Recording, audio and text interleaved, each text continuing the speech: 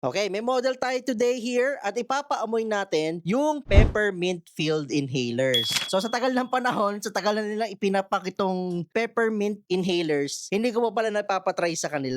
I-unbox niya to para malaman natin yung honest feedback niya. Ayan, una niyang bubuksan yung black peppermint. O, ayan, 2-in-1 yan. So meron siya doon sa bottom tapos yan inhaler. Ayan, papaamoy natin kikiyan yung black peppermint filled.